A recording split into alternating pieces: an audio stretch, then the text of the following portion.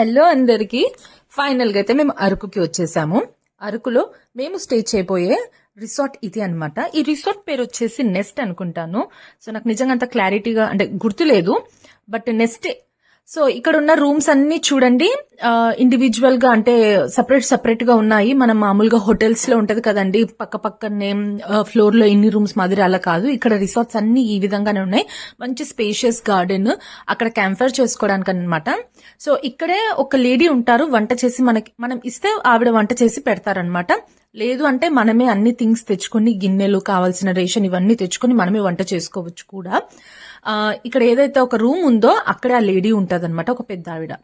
So ఆవిడ వండుతారు, ఆవిడకి మళ్ళీ సపరేట్ చార్జ్. రీచ్ అయ్యాము. సో మేము మొత్తం మా లగేజ్ అంతా మా రూమ్ లో పెట్టేసి ఇంకా గార్డెన్ ఓపెన్ ప్లేస్ లో రోమిని ఆడిపిస్తూ కూర్చున్నాను నేనైతే. షీ ఎంజాయ్డ్ ఎ లాట్ అండి. రోమి చాలా అట్లా ఓపెన్ ప్లేస్ ఉంటే, ఇంకా ఇద్దరు ముగ్గురు తన ఏజ్ గ్రూప్ వాళ్ళు ఉంటే మాత్రం ఇంకా రోమి అసలు రాదు, అక్కడే ఉండిపోతుంది. గుడ్ మార్నింగ్ అందరికి. ఈరోజు అరకులో ఉన్నాం అనమాట. మార్నింగ్ 5:45 అవుతుంది. సో సైట్ సీయింగ్ కి మేము 5 o'clock లేచి వెళ్దామని అనుకున్నాము, బట్ చాలా టైర్డ్ గా ఉండి మేము అలానే డిలే చేసుకుంటూ వచ్చామన్నమాట. ఫైనల్ గా 5:45 అయింది, అంటే 5:30కి లేచి ఇక ఫ్రెష్ అయిపోయి ఇప్పుడు వెళ్తున్నాము. ఎవరు ఉండరు, అలాగే ఏం లేదు. ఫుల్ క్రౌడ్ ఉంది, ఫుల్ పబ్లిక్ ఉంది ఇక్కడ. ఇక్కడ కంటే కూడా నాకు లంబసింగిలో చాలా మంచిగా అనిపించింది. బికాస్ ఎర్లీ మార్నింగ్ ఆ వ్యూ, ఆ సైట్ సీయింగ్ అదంతా with full of snow, full చలి ఉండే అనమాట. మేము ఇక్కడ ఫ్యాన్ లేదు, స్వెటర్స్ వేసుకోలేదు, మామూలుగా కూడా నడిచేస్తున్నాం. అంటే కొంచెం బేరబుల్ చలి ఉంది, బట్ నాకు నిజంగా తెలియదు బయట ఎలా ఉంది, ఎంత సివియర్ గా ఉంది అని అనేసి. సో మేము నైట్ చూస్తే టెంపరేచర్ 14 degrees ఉండే అనమాట. మాకు 14 degrees ఉన్నా కూడా పెద్దగా అనిపించలేదు, తెలియదు, పడుకొని ఉన్నామేమో మేబీ అందుకనేమో. బట్ ఇక్కడ కొంచెం వార్మ్ గానే ఉంది ఈ కాటేజ్ లో, అంటే ఈ రూమ్ లో మాత్రము. సో ఇప్పుడు మేము సైట్ సీయింగ్ కి వెళ్ళాలి. క్యాంప్ ఫైర్ కూడా వేద్దాం అనుకున్నాం, కానీ క్యాంప్ ఫైర్ కి అదేదో మన ఇంటికి వెళ్ళి మనం చేసుకుంటే బెటర్, ఇక్కడ నిద్రపోతాం ఆ 2 hours అన్నట్టుగా మేము అలా కాంప్రమైజ్ అని నిద్రపోయాము. సో ఇంకా లేట్ చేయకుండా మనం సైట్ సీయింగ్ కి వెళ్దాం పదండి. చూడండి, ఇది మా రూమ్ బయట అనమాట, ఎలా ఉందో. ఇక్కడే ట్రాక్ కూడా ఉంది, railway track, full of snow. చాలా మంది వెళ్ళిపోయినట్టున్నారు ఆల్రెడీ. క్యాంప్ ఫైర్ అయిపోయింది, అంతా క్యాంప్ ఫైర్ వేసుకొని క్యాంపింగ్ చేసుకుంటున్నారు. కారక్రాంతి మంచిగా తడిచిపోయింది మొత్తం. ఇక్కడ వ్యూ పాయింట్స్ 1, 2 కాదంట, చాలా ఉన్నాయంట. సో మనము ఇప్పుడు టైం ఒక 6 అవుతుంది ఎగ్జాక్ట్ గా. సో ఈ టైంలో మనము మనకి దగ్గరలో ఉన్న వ్యూ పాయింట్ చూస్ చేసుకోవాలి వైజ్ గా, లేకపోతే మంచి సీనిక్ వ్యూ అంతా మనం మిస్ అయిపోతాము. సో అందుకే గౌతమ్ పక్కకి వెళ్ళాడు అనమాట. ఇక్కడ దగ్గరలో ఉన్న షాప్ వాళ్ళు ఉంటారు కదా, వాళ్ళకి ఎక్కువ తెలుస్తుంది బెస్ట్ ప్లేస్ ఏంటి అని అనేది. సో అలాగా తెలుసుకుని ఇప్పుడు అక్కడికి వెళ్దామని. యాక్చువల్గా మేము స్టే చేస్తున్న దగ్గర 7 kilometers అవేలో ఉంది మంచి view point, but it takes long. So చూద్దాం ఏది గౌతమ్ పిక్ చేస్తాడు అని అనేది. అండ్ మోర్ ఓవర్ ఇది new year and Christmas time కదా, మాకు రూమ్స్ అస్సలు దొరకలేదు. లక్కీగా ఒక్క రిసార్ట్ లో మాకు రూమ్ అవైలబుల్ ఉంది, అది కూడా ఆమె 500 ఎక్స్ట్రా ఛార్జ్ చేసింది. సో బేసిక్ గా రూమ్ కాస్ట్ వచ్చేసి నార్మల్ పీరియడ్ లో 5,000 నుంచి 3,000 అలా ఉంటుంది, బట్ ఆవిడ మాత్రం మాకు 6K ఛార్జ్ చేసింది అనమాట. అది కూడా ఎవరో విజయవాడ సైడ్ వాళ్ళంట, అది క్యాన్సిల్ చేసుకోవడం వల్ల మాకు అది ఉంది. మేము ఇక్కడ ఉన్న 9 రిసార్ట్స్ కి, మంచి రిసార్ట్స్ కి, టెంట్స్ క్యాంపింగ్ చేసుకోవడానికి అలాంటి వాటికి కాదనమాట. క్యాంపింగ్ చేసుకోవడానికి అలాంటివి కాకుండా మామూలు రిసార్ట్స్ స్టేయింగ్ పర్పస్ గా అలా చూస్ చేసినప్పుడు, వెతికినప్పుడు మేము మాకు ఒక మంచి రిసార్ట్స్ 9 దొరికాయి. ఆ రిసార్ట్స్ అన్నీ బుక్ అయిపోయి ఉన్నాయి. సో లక్కీగా మాకు ఒక్కటి దొరికింది, అదే ఇప్పుడు మేము స్టే చేస్తుంది. ఏమన్నారు 7 kilometers అవేనే, అదేనా? గూగుల్ ఓకే, 7 kilometers అవేలో ఉన్న వ్యూ పాయింట్ కి ఇప్పుడు మనం వెళ్ళబోతున్నాం. 5 years ముందుతో పోలిస్తే అరకు ఇలా ఉండేది కాదంట. Now it has very quick, very fast development and improvement అనమాట.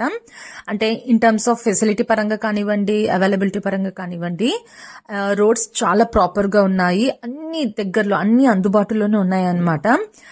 Well it compare to Lambasingi, Araku చాలా వాస్ట్ గా డెవలప్ అయ్యిందని మాత్రం నేను చెప్పగలను. లంబసింగిలో టెంపరేచర్ పరంగా అమేజింగ్, అంటే అలాంటి టెంపరేచర్ ఎక్స్పీరియన్స్ కావాలి అని అంటే Lambasingi is the utmost beautiful place. ఇంకా అరకులో temperature it's a kind of bearable. Maybe నేను వెళ్ళిన రోజు నాకు నిజంగా అంత గ్రేట్ టెంపరేచర్ ఎక్స్పీరియన్స్ కాకపోవచ్చు, బట్ అరకులో టెంపరేచర్ ఈజ్ నార్మల్ గానే అనిపించింది. నార్మల్ ఇన్ ద సెన్స్ మనకి యూజువల్ గా ఉండేదానికంటే కూడా కొంచెం టెంపరేచర్ లో ఉంది అక్కడ, అంతే తప్ప ఎవ్రీథింగ్ ఈజ్ నార్మల్ అండి. కొండలు, మంచి టెంపరేచర్, ఇదంతా బాగుంది. బట్ అరకుకి వెళ్తే మీరు టెంపరేచర్ కంటే కూడా అక్కడ ఉండే ఎంటర్టైన్మెంట్ యాక్టివిటీస్ ని మంచిగా ఎక్స్పీరియన్స్ చేస్తారు. మీరు అరకు ప్లాన్ చేసుకుంటే డెఫినెట్ గా అవన్నీ ఉంటాయి, వాటన్నిటిని కంపల్సరీ మీరు ఎక్స్పీరియన్స్ అవ్వాల్సిందే. వెళ్లే దారిలో మొత్తం మంచి ప్లెయిన్ రోడ్, మనం చాలా క్విక్ గా వెళ్ళిపోయాము. ఆల్మోస్ట్ హార్డ్లీ 7 to 10 minutes లోపే వెళ్ళిపోయామన్నమాట మేము స్టే చేస్తున్న ప్లేస్ నుంచి. చాలా మంది early morning 4:30, 5 o'clock view point కి రీచ్ అయిపోతారంట. సో అంటే జస్ట్ ఇమాజిన్ వాళ్ళు ఎర్లీ సన్ రైజ్ చూడటానికి ఎంతగా హౌ ఇంట్రెస్టెడ్ దే ఆర్ అనేసి. ఇంకొంతమంది అయితే స్టూడెంట్స్, యంగ్స్టర్స్ ఇలా ఉంటారు కదా, వాళ్ళు ఆ వ్యూ పాయింట్ లోనే రాత్రి టెంట్ వేసుకొని అలాగే పడుకున్నారు. మేము అక్కడికి వెళ్లి చూసాక అనిపించింది, అమ్మా ఎలా ఉన్నారేంటి జనాలు, అసలు ఎంత అడ్వెంచరస్ గా ఉన్నారు అని అనేసి. 2 kilometers కార్ పార్కింగ్ ఉందండి. మా కార్ పార్క్ చేసి మేము నడుచుకుంటూ వెళ్ళాలి. సగం దూరం వెళ్ళాక గౌతమ్ రియలైజ్ అయ్యిండు, ఇది మనకు సెట్ కాదు, మనము ఎలాగైనా వెళ్ళాలి కార్లోనే అని. పార్కింగ్ తంటాలు, అసలు మేము పార్కింగ్ కోసమే ఆల్మోస్ట్ హాఫ్ అన్ అవర్ అటు ఇటు తిరిగాము. చాలా అంటే బయటంతా ఆర్గనైజ్డ్ గా ఉంది, బట్ లోపల దగ్గరికి వెళ్ళే కొద్దీ చాలా అన్ఆర్గనైజ్డ్ గా ఉంది. పార్కింగ్ ఆల్మోస్ట్ ఒక 2 kilometers ఉంది, మొత్తం పార్కింగ్ వెహికల్స్. మేము కొంచెం ముందుకు వచ్చేసాం, రోమిని వేసుకుని ఈ గతుకుల మీద నడవడం కష్టం అనేసి. సో మేము మొత్తం మెస్అప్ అయిపోయాం అనమాట పార్కింగ్ దగ్గర, మేమేగా చాలా వెహికల్స్. సో బ్యాక్ వచ్చి ఒక ఫిక్స్డ్ పొజిషన్ లో రివర్స్ చేసి పెట్టినాము, వెళ్ళేటప్పుడు మాకు ఈజీగా ఉంటుంది కాబట్టి. బట్ నడుచుకుంటూ వెళ్ళాలి, అండ్ మోర్ ఓవర్ ఆటోస్ చాలా పైన ఉన్నాయి. అక్కడికి వెళ్ళాలంటే మేము నడుచుకుంటూ వెళ్ళాలి. ఈడగాడు చూడండి ఎంత చక్కగా పుచ్చుకుందో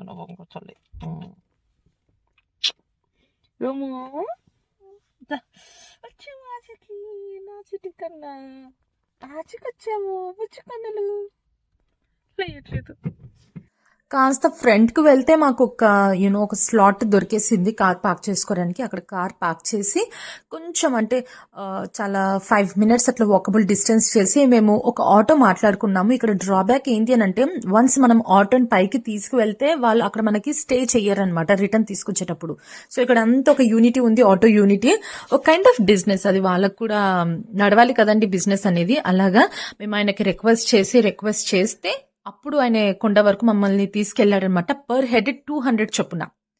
జస్ట్ ఇమాజిన్, నాకు, రోమికి, గౌతమ్కి 600 అయింది వ్యూ పాయింట్ కి. కొండ మీదకి ఫైనల్ గా అయితే వచ్చేసాము. వెళ్ళేటప్పుడు అప్పుడప్పుడు చూసుకుందాము అనేసి. మేము కొండ మీదకి వచ్చాక చూడండి క్రౌడ్ ఎలా ఉంది అని అంటే, ఇక్కడ చాలా బ్యూటిఫుల్ యాక్టివిటీస్ ఉన్నాయండి. నేను ఎక్స్పెక్ట్ చేయలేదు, నాకైతే చాలా నచ్చాయి. ఇక్కడ ఎస్పెషల్లీ నా ఫేవరెట్ వచ్చేసి ట్రైబ్ డాన్స్ అన్నమాట. తర్వాత మట్టి కుండల్ని తయారు చేస్తారు కదా, అలాంటివి. తర్వాత చాలా యాక్టివిటీస్ ఉన్నాయి. ఒకసారి మీరు కంపల్సరీ ఎక్స్పీరియన్స్ అవ్వాలి ఈ యాక్టివిటీస్ అన్ని వెళ్తే మాత్రం.